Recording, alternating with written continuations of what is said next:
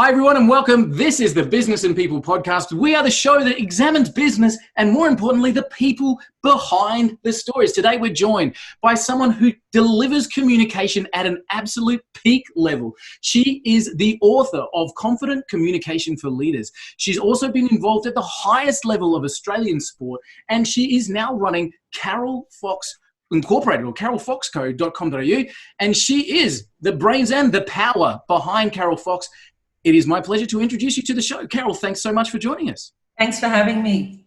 It's great to have you with us. Now, Carol, as someone who specializes in communication, how did you get into that field? I actually ended up doing it by default, I suppose. I was lecturing at university and we were in the human movement area, teaching people how to public speak, and realised that so many people had no idea about basic communication techniques. And absolutely. So my uni students loved it, and then word got out. We were in the sports industry, and next thing I know, I was teaching it all around different sports industries and government agencies. Fantastic. And I know that you take a big interest in sport and business and the associations between the two. Do you find that there's a lot of lessons, a lot of similarities between sporting at a high level and business at a high level? Do you see parallels there a lot? Oh, absolutely, because at the end of the day, it's just all about performance, isn't it? Yeah, sure. So, how do we make the most of our performance? How do we make the most of our time? Mm-hmm. And this is where communication becomes really important, because this is about sporting teams don't have time to muck around working out how they get on with each other. Yep. So they do the work on that, and that's exactly what, other peak businesses need to do too. Yeah, sure. So I know now that you're running your consulting company, which is, so let me make sure I get the website right. It's carolfox.com, carolfox.com. And of course, people can go there. They can get the free newsletter, keep up with you, and grab hold of the book as well. You've got a team of people now that are working all kinds of different fields with carolfox.com.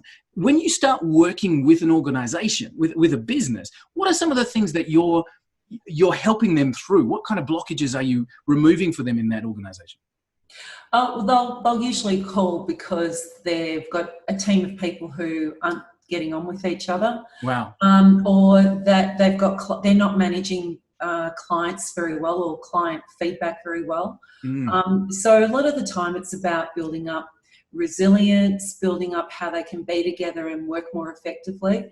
And, that's pretty precious when you get a group of people in a room and you teach them how to work with each other, but then also how to work with their customers, particularly when those customers or clients are being a little bit demanding or feeling like they're not being heard. So we talk a lot about acknowledging the customer and making them feel like they're really important. Do you find that that's a message that is forgotten during the growth of some business? Because I know that as a business owner myself, and we talk to a lot of business owners, we all start with, let's go out and let's get something great and let's do that. And there's a lot of lip service paid to customer service, and then there's a lot of, grunt work that's put into the profitability model. But do you find that the customer communication is something that gets lost in that journey somewhere? Yeah, I think it can for people. And, I know I'm purely based on referrals. So for me, it's just always been something I've done naturally, where I love my customers. They love me, hopefully. Yep. And that's where my next lot of work comes from. So, it's a mindset. I'm always there. I love my customers because when I love them, they love me, and then it all starts, working around. But also, like many business owners, there's been times where I've made the mistake of taking on a customer that, my heart said stay away, my head said stay away, but I thought, no, I'll just take them on, I need the money. And that's always turned out to be a disappointing situation. Sure. So now it's, I listen to my heart, I listen to my gut, I listen to my head. And if I feel like the bells are going off, the alarm bells are going off talking to a customer or a potential customer, I don't take them on. You have a lot more peace that way, I would imagine. It is. And, it's not much fun when you're thinking, oh, I need some money into the business. But often they're the times, I think, when we're most rewarded too. It's funny, isn't it? The times that we say no in that circumstance because the customer fit just isn't right, Yeah. you leave that space open. And yes, we may all need the income coming through. We all need that cash flow. But if you fill that space with someone that's not 100% right, then the space is not available for the next person who may well be the right fit and the right environment for you. So now you've worked with sporting organizations, you've worked with educational institutions, you've worked in government institutions, corporate level, all that kind of stuff. When you start working with a customer, actually, will take me to the phone call that engages you and your company. The phone call goes, is it coming from a CEO or is it coming from someone in the trenches? And how do they reach out to you? What's their chatter patter to you? I think a lot of the time, and particularly at the moment with women in sport, and there's funding now for women in sport, we need more leaders. We need them as coaches, officials, on committees, on boards, in leadership positions, in professional clubs. So there's an absolute acknowledgement of that at the moment, and there's been money put towards it. So phone calls, like I've had 3 this morning, they'll come from the people who are in charge of looking after the women development programs in, NRL clubs, AFL clubs, even state sporting organisations. And they're reaching out to say, we've got some funding, we need to make an impact with it. How do you go about empowering our women so that they'll put their hands up? Because when we have those role models, girls also get to see that past sport, particularly if they get injured, there's still a way of them being involved in it. So it's my bliss, it's my passion. If I can teach more women to put their hand up and be part of sport at all levels, then that's going to become the norm, and that's where we're going to end up. So now I know that you're, have you finished your PhD or still going through? I wrote my book instead. I must remove that. I don't know. I think that's on an old website. I've got to take that off. You were doing a thesis. It was fun. Yeah. You were doing a thesis specifically about women in leadership roles in sport. So looking at... I did that. I finished that one. You've done the thesis. Yeah. Okay, all right. You just didn't take it to the next level. No. It was a master's thesis. And, okay, all right. My PhD was actually in clinical hypnotherapy. So right, okay. I've been doing for a long time. But it was a master's thesis back then around women's perceived access to elite coaching positions in Australian sport. Very long name. Right. Okay. No shortening of that one. Is there? You were saying that there is an awareness now. There's an opening. There's more and more people coming into the consciousness that these doors aren't necessarily closed to women. And are you seeing that the results are reflected in that as well, as in more and more women are achieving those coaching positions, those leadership positions in sport? It's still taking time. We're still way behind industry average in sport. The statistics are quite interesting around it. Having said that, I haven't checked them in the last 3 months, and there's been a real groundswell these last 3 months in sport for women. Yeah. So I do think we've probably reached that critical point where it's going to improve, I hope, a lot faster. Yeah, sure. And really keep rolling on. So you've only got to consider how much sport's on TV now, how much women's sport they're actually showing. I've had friends that aren't even involved in sport contact me to say how lovely it's been to open up the paper and actually see women in sport. Yeah, definitely. It's no longer media-wise, we're still only at 11% in traditional media of coverage of women in sport. Okay, interesting. And I guess it's nice to see that it's not such a single gender domain anymore. It's really widening that and giving that more exposure. And of course, the psychological benefits of sport in general, and opening that doors from both sides allows more and more people to get involved and be part of teams, be part of recognized achievement. And we've had a lot of people on the podcast that have been agents, so sporting agents and people representing sporting personalities at high levels. It must be nice as well to have the opportunities for sponsorship and some of the higher pay and endorsement. Also, then opening up into the female world. Yeah, absolutely. And that'll start happening more and more now that they've got exposure. Yeah. And yeah, more of the teams are starting to be sponsored, which is great because that means that we can start, having some pay parity, which we have not had for a very, very long time. And the only sports that have got the pay parity at the moment are Cricket Australia and our Matildas finally. Nice to see that recognition coming through finally, as you said. So with your book, so it's Confident Communication for Leaders, what do you think that a leader typically is missing in that communication space? I don't think that that they're missing anything. It's really about understanding other people and what they need and how you can adapt your message for it. Okay. So, and at the end of the day, if I had to sum up everything I teach, and in my workshops I often say this because people go, how am I going to remember all this, Carol? I love it, but how am I going to use it? And I said, you know what? Be kind.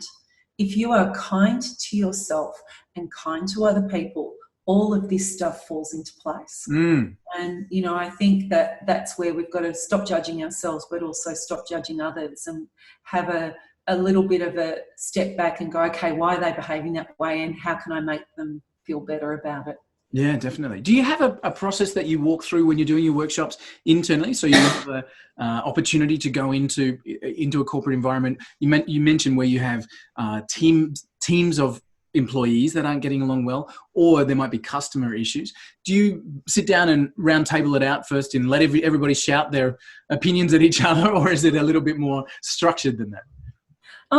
It's probably, look, by the time I'm there, they've already had a quick questionnaire. What's one thing they could take away from the day that'll make it worth their while? And so I've already got an understanding of the group and what they're needing, so I can adapt the workshop specifically to them.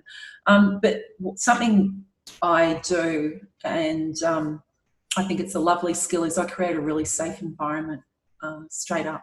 Interesting. So that they feel like they can just be who they are, say what they need to say, but say it in a very safe environment so that everyone feels nurtured and supported. Yeah. So that actually, I guess, facilitates or enables the opening of that communication. So being able to create that opportunity for the people maybe who haven't had a voice or have been unable to communicate effectively, making that a safe room so that we facilitate the communication. Are you surprised sometimes by what comes out of those workshops? Yeah. You can't give away any secrets. That's all confidential. 20 years later, I still walk away from my workshops knowing that I've changed lives. Yeah, right. How did you get started in business? So let's go back all the way to when you went, okay, I'm going out on my own. This is, my passion, and I'm going to start to build the team. How did that all happen? I kind of evolved. I've always not been very good kind of following systems. I started as a school teacher and I hated being a number in a system. I wasn't rewarded for any excellence. I was a bit of a natural teacher and there was just no rewards, no recognition, you could just do nothing and still get the same amount of money as someone doing a lot.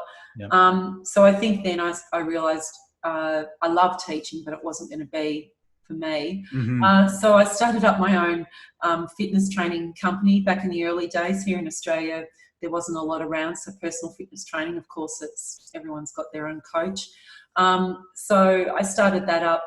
And whilst I was doing that business, I also went back and started lecturing at uni, which is where I started learning and having to teach these communication concepts.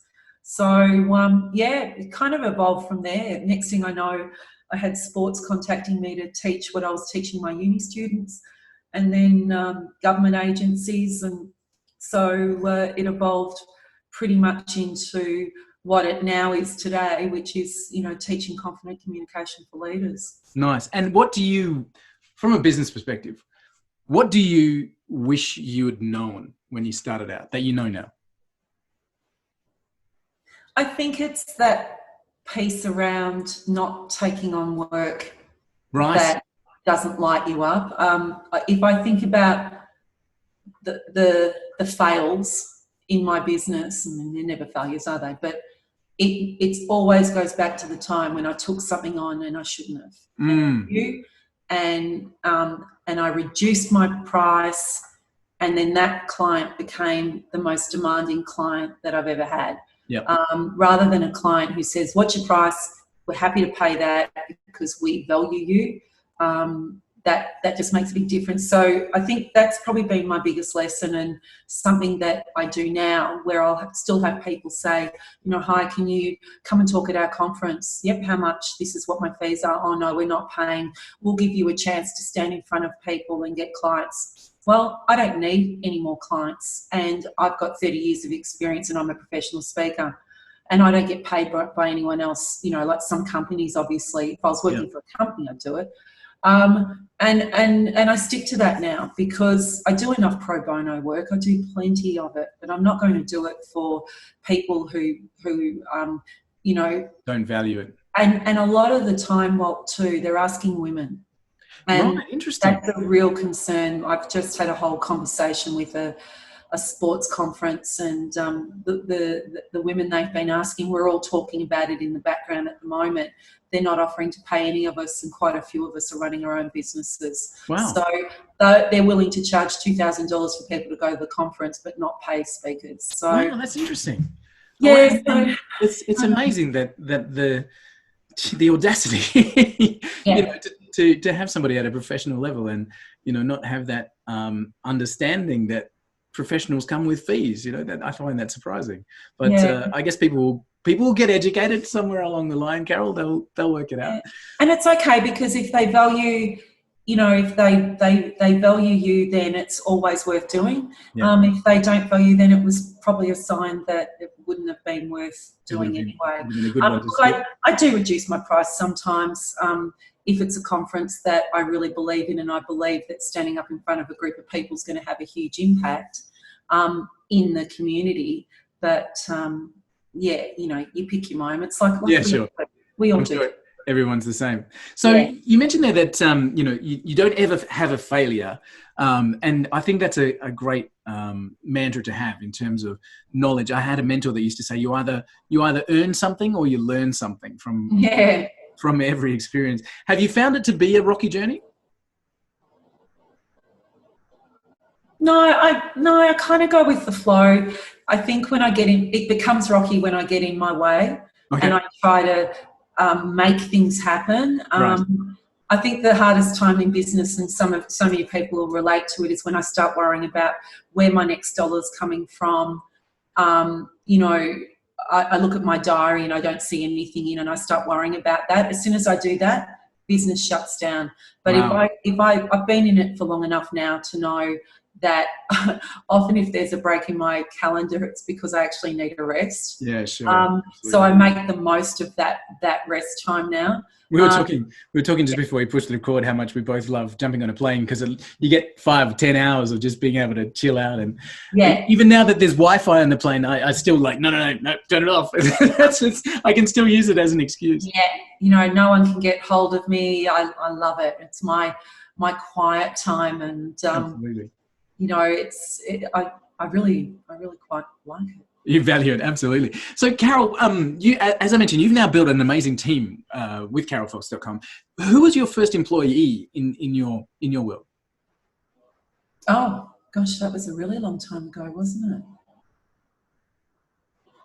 I've always had bookkeepers. So, I realised really early on that I'm much better in front of people, big picture, and that I don't like detail. Sure. So the one constant I've had throughout all my businesses and my work has been to have a bookkeeper to deal with the detail and the finances, and an accountant who rings me up every now and then and goes, it's that time of month. It's human to set those receipts over. A little bit of money there, and now my the most important person in my business is my EA, Mel. She just looks after everything in the background, so I can go and be who I need to be. Absolutely. And you'll understand this, when you're doing a workshop all day, there's no time for there's no time for anything else. And the last thing I want to do is come back to 50 emails that all No, need absolutely. answers. So yeah, well, I have to commend Mel, because she was instrumental in organizing our chat together, and she's absolutely fantastic. How do you go about choosing your team, Carol? How do you put the people together that are going to move the organization forward? It'll often be they turn up at the right time, and while I'm talking to them, in the back of my mind, I go, they need to be part of this journey. We need to foxify them. Yeah, it's really great because we've got the same values. They're really easy to work with and talk to. I know where the gaps are. I know what I don't want to do. So strategic planning, for instance, I'm very happy facilitating a group and finding out the answers, but I don't want to be doing the research beforehand, the collation of all of the information and then the reporting. So, I bring in people who are very, very good at doing that sort of stuff. Fantastic. If you could have two of anybody on the team, who would it be? Oh, no, Mel, not picking favourites? I have to have Mel. No, Mel's my favourite. Okay. Without Mel, I would be up until 12 o'clock at night trying to catch up on. I think the hardest thing for me is managing my calendar. And also I do get a lot of requests to meet with people through LinkedIn. And that's in my role as president of Women's Sport Australia. But the problem with it is that that's a voluntary position and it does get a lot of my time. For me to then go and have meetings with people because they want to talk about sport, that would be lovely if I didn't have a full-time business to run as well. Yeah, so sure. I find that with Mel, she acts like a bit of a gatekeeper on that now for me to work out, how I can help them without, having to meet them face-to-face, so to speak. Perfect. So tell me about the president's role there with the Women's Association of Sport, isn't it? It's Women's Sport Australia. Women's Sport Australia. Sorry, my apologies. Tell me about the president's role there. What's your vision for that organisation, and how are you helping move that particular one forward? Well, this is now my 5th year. So when I first joined, it had a different name. So we've rebranded, brought on some amazing directors. It's a voluntary board, and every director, it's a working board. So they're all contributing so much. We focus on equal opportunity for media time, wages, access to leadership positions. And we've got a project that started last year called Women in Sport Photo Action Awards. Nice. And what we did is we realised that there just wasn't enough photos of women playing sport, actually playing it. So we created a competition, and that's gone Australia-wide. It gets exhibited in shopping centres so that young people can see these images of women playing sport and it starts to become the norm. Yeah. So we're very, very proud on what we've done with that. And we've got another competition happening this year. Fantastic. That's really cool. Do you, as an organisation, do you work towards school level integration of sport, hoping that it'll bring that further through? Or are you finding that it's more important to focus kind of in the after school semi-professional space? Or where's the concentration for you? Well, because we're an advocacy body, we kind of deal with as I said, those key pillars of media, leadership positions and pay parity. Personally, I am working, because I work with sports and I've worked at very elite levels and grassroots. Give me grassroots level anytime, which possibly means school. But if we're at grassroots level, and we can make changes there, then that ends up filtering through all the way to elite levels. Yeah, nice. Absolutely. So that's where I like to spend my time. Awesome. So Carol, you wear many hats, and I was reading before that you've competed in Ironman competitions and competed successfully at guys and girls in the same sport and dominated there, which is amazing. So how does your typical day look like? What's the calendar look like for a typical day with you? Well, I don't have a typical day.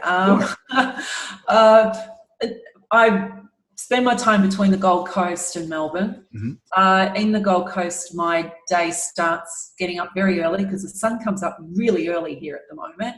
And the family, we take our 15-year-old daughter, my husband and I, and we go down the beach and have a swim. Nice. And that's just the most beautiful way to start a day. And then I come back here, I smash out my emails. I get as many done really before working, people get to work. And then start working through my programs and what needs to get ready. So what have I got coming up? I've got a conference this weekend.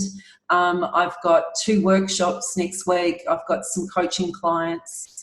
And when I'm not face-to-face with people, then I'm pretty much here back in the Gold Coast working through the background of, creating new programs and creating what needs to be done. Nice. Do you switch off at a particular time? Do you have right, I'm done for the day and now it's time to Netflix and chill? Or do you find yourself still working at 10 at night and, oh my goodness, it's 2 a.m. How did I get here?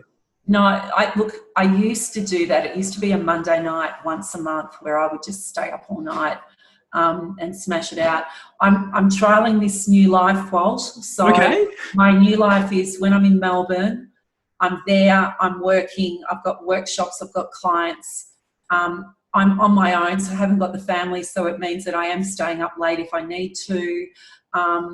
Just really putting in that effort. And then the aim is that then when I get to the Gold Coast, I kind of do a little bit of work in the morning, and then like this afternoon, I don't know, I might just go hop in my pool or nice. Super cool. Catch up with a friend.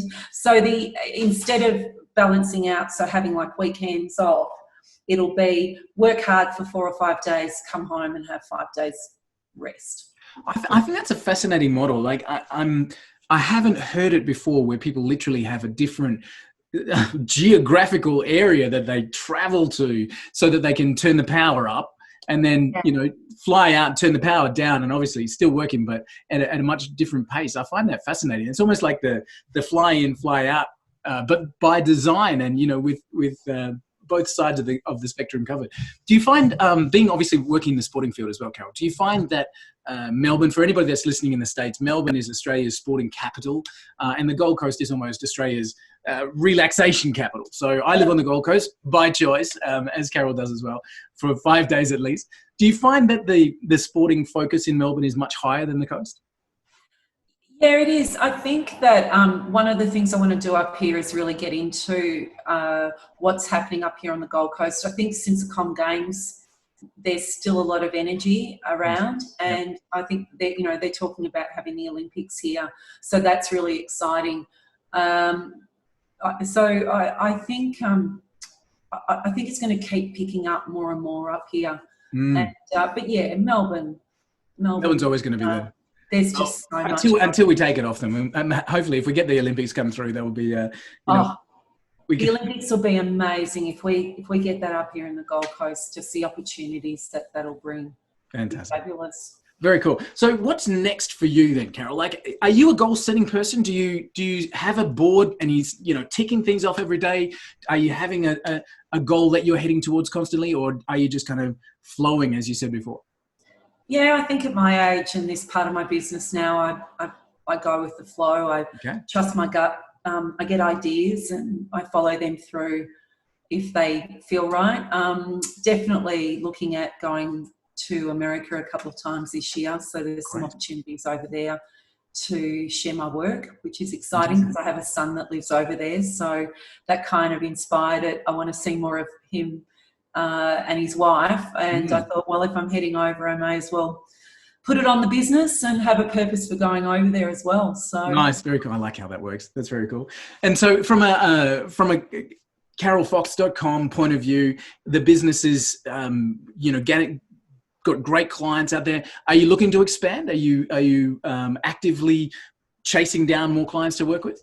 No, they're finding me. We have more than enough clients, and they're really lovely clients. So it's but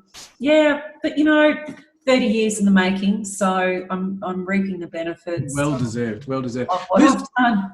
You mentioned before that, and I'm sorry to drill on it again, but you mentioned before that you either speak to companies typically when there's a team that's not working together well, or that there's a customer issue. Do you ever have the joyful opportunity to work in an organization proactively before those situations arise? Yeah, I do. Yeah. There's so Does that many make life a things. lot easier? No, I don't know. There's so many teams I go, now listen, I'm your reward for being good. So you're sitting here today because your manager loves you and wants to reward you. And rather than taking you out to play mini golf, they thought that you might have a lot more fun learning about yourself so that you can take it home and use it with your families. Awesome. Very cool. Actually, that's a really interesting point. And I know I've kept you long enough, but that's an interesting point. From a communication specialist's point of view, like we've talked about, leadership in sport, and especially women in sport getting into those positions and removing those glass ceilings. We've talked about communication at work and in terms of making sure that the customers are looked after and all that kind of stuff. We've talked about that. But very interesting what you just mentioned there, that if they can put some better communication skills together from a work-based program, that can influence family life as well. Yeah, and that's what you want them. I always say to people, I don't know what you've done to be here today and the amount of emails you've had to deal with this morning.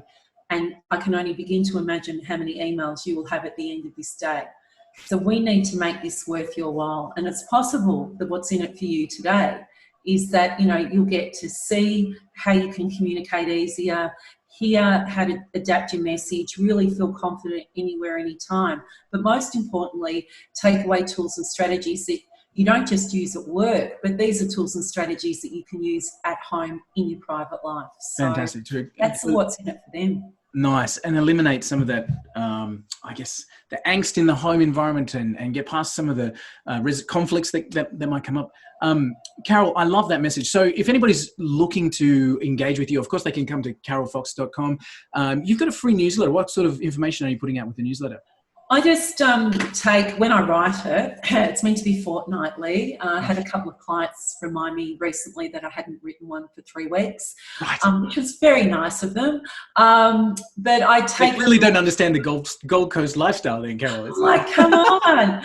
But I just grab little snippets out of my book or just things that I'm coming across with clients and just put it out there so that they can start to think about it when they've done a workshop. So imagine you've had a whole team do a workshop and their inbox all gets the same message and it's just one thing to consider.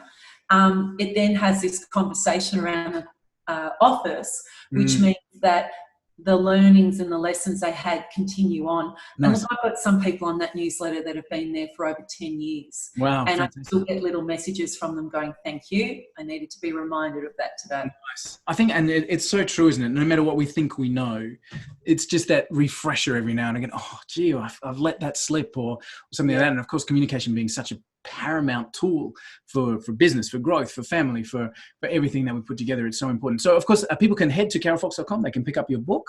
They can start to get that refresher, even if they haven't looked at communication before. And of course, you're saying you're not looking for any other clients, but I'm assuming that there are businesses out there. Always looking for lovely clients. I know what you mean. But if there are businesses out there that that would like to have their teams engage with you or any of your team, I know that you've got an amazing group of people there with you as well, to start to enhance the communications in the workplace, they can reach out to you there as well.